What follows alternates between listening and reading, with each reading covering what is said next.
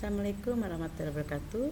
Bertemu lagi dengan saya Tatu Restuati SPD dari SMA Negeri 4 Bogor, yang hari ini akan memberikan materi tentang buku fiksi dan non-fiksi di kelas 11. Di dalam pembahasan kali ini akan membahas tentang butir-butir penting buku fiksi dan nilai-nilai buku fiksi, kesan pribadi terhadap buku ilmiah yang dibaca, lalu pesan fiksi yang dibaca, dan ulasan buku fiksi.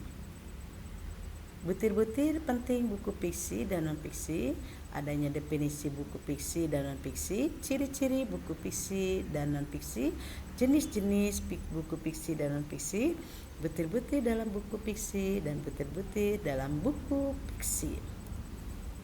Pengertian buku fiksi dan non-fiksi. Buku fiksi adalah buku yang berisi cerita dan bersifat imajinatif. Buku fiksi tidak membutuhkan pengamatan dalam pembuatannya dan terkadang isinya tidak perlu dipertanggungjawabkan secara faktual. Sementara itu, buku non-fiksi adalah buku yang berisi kejadian sebenarnya. Buku non-fiksi berisi informasi yang bermanfaat bagi pembaca. Ciri-ciri buku fiksi dan non-fiksi. Untuk buku fiksi, 1. Menggunakan gaya bahasa.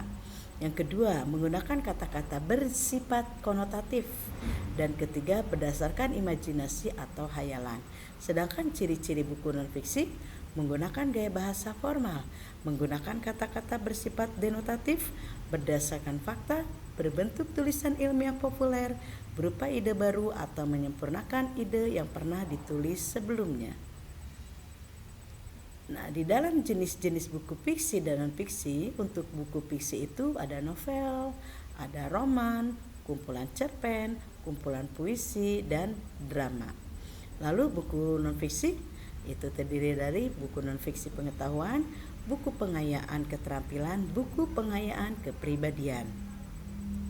Selanjutnya, butir-butir penting dalam buku non-fiksi. 1. Cover buku atau sampul buku. Kedua, ada kata pengantar, ada daftar isi buku, daftar pustaka, glosarium, dan indeks. Sedangkan butir-butir penting dalam buku fiksi itu dibagi dua, ada unsur intrinsik dan ada unsur ekstrinsik di dalam buku fiksi. Untuk unsur intrinsik yaitu adanya tema, amanat, tokoh, penokohan, sudut pandang, dan latar. Sedangkan dalam unsur intrinsiknya ada bahasa, latar belakang pengarang, dan nilai-nilai dalam karya tersebut.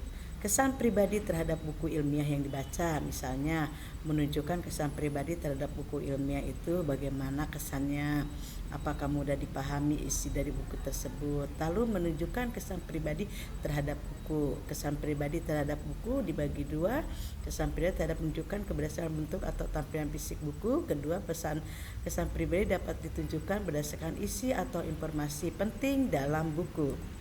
Demikianlah materi tentang buku dan non-fiksi untuk bahasa Indonesia di kelas 11. Semoga bermanfaat.